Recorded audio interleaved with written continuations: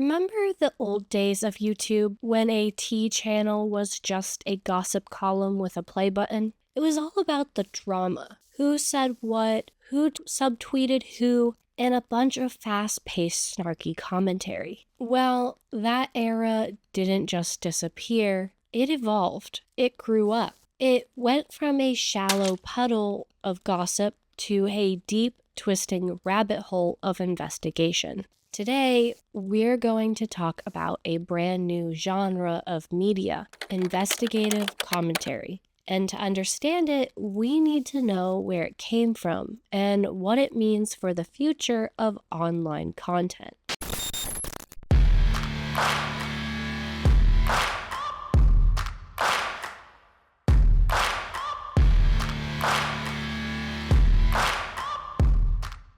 Back in the day, channels like Leafius Here and Pyrocynical ruled the roost. Their style was pure chaos, quick-fire takedowns, cutting critiques, and a lot of, well, let's be honest, drama. Their main tool was something they called receipts. Those crucial screenshots, screen recordings of deleted posts, and archived tweets that proved their points. Receipts were the foundational evidence for every bit of tea they spilled. But something changed around 2014 to 2016. A drama boom hit, and a lot of creators realized they couldn't just keep rehashing the same feuds. The audience wanted more.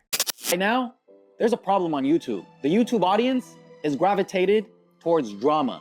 People flock to it, people talk about it, people view it, and people want more. The platforms themselves were changing, forcing creators to get smarter. And that's when the new genre was born. Creators started ditching the cheap shots for researched arguments. They weren't just reacting anymore, they were investigating. They were borrowing from traditional journalism, documentary filmmaking, and even academic scholarship. This new style came with its own language. The term receipts took on a deeper meaning. It's no longer just a random screenshot.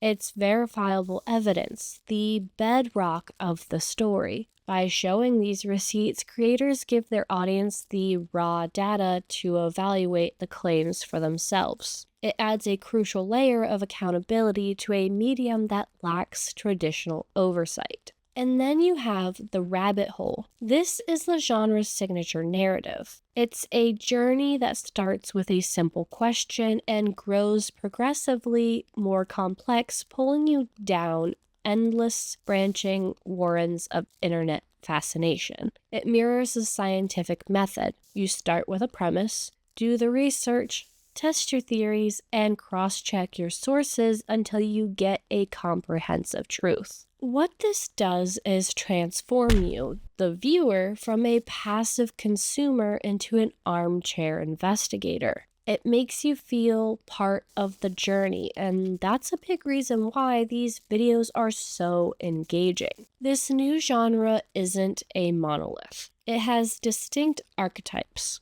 To illustrate, let's look at 3 major creators and what they represent. First up, D'Angelo Wallace, the cultural theorist. D'Angelo doesn't just talk about influencer drama. He uses it as a launchpad for educational explorations into societal phenomena. A story about an influencer's mistake becomes an analysis of class privilege. A college admission scandal becomes a deep dive into systemic racism. His videos are meticulously organized, high production, and extensively researched. He shows us that authenticity isn't about being an insider. It's about the intellectual rigor you bring to the table. Next up, The Right Opinion, the comprehensive archivist. The Right Opinion is the genre's living library. His videos are praised for their exhaustive, methodical, and almost forensic detail. He creates a definitive historical record of internet culture,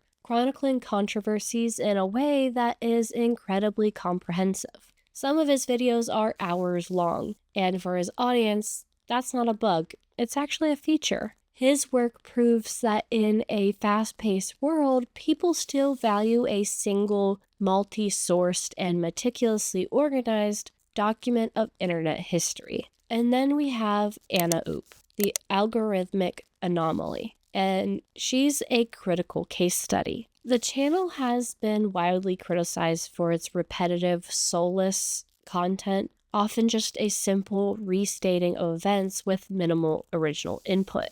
Critics allege it's a content farm, a corporate entity masquerading as an independent creator. The channel's success shows a harsh truth. The algorithm doesn't always reward quality or ethical rigor. It rewards high-frequency output and engagement. The success of a channel like this is a critique of the platform itself, demonstrating how even a deep intellectual genre can be degraded by commercialization. Here's the paradox. Investigative commentators act as watchdogs, but they operate without a formal code of ethics. Traditional journalists have a duty of care, especially when covering sensitive topics like true crime, and are trained to be victim-centered and trauma-informed. But investigative commentary has no such safeguards. This can lead to serious issues, like the commodification of real-world trauma for profit. Even worse, the genre's encouragement of armchair detectives can actively harm real investigations and lead to the harassment of victims and their families. The other major issue in algorithmic bias, the algorithm recommends content that aligns with your beliefs, creating a self-reinforcing echo chamber.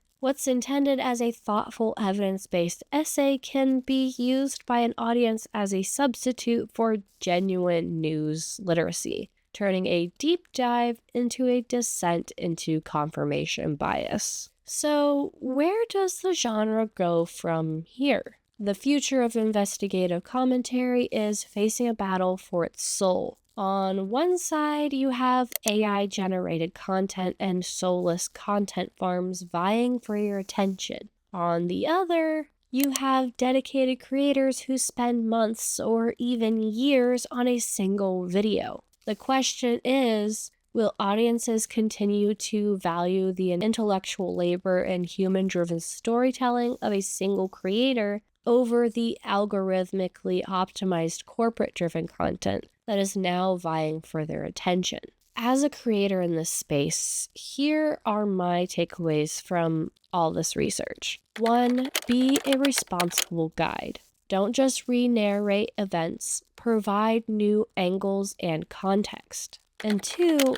Intellectual value. Treat your receipts like gold. Corroborate your sources, cross-check your information, and be transparent about where your evidence comes from. Number 3, practice ethical storytelling. Acknowledge your power and your duty of care, especially with sensitive topics. And number 4, add value beyond reaction. Use a story to provide a deeper critique or a theoretical perspective. Thank you so much for joining me today. If you liked this video, go ahead and hit that like button. And if you want to see more of my content, make sure you subscribe and ring the bell so you get notified of the next video. I'll catch you in the next one. Bye!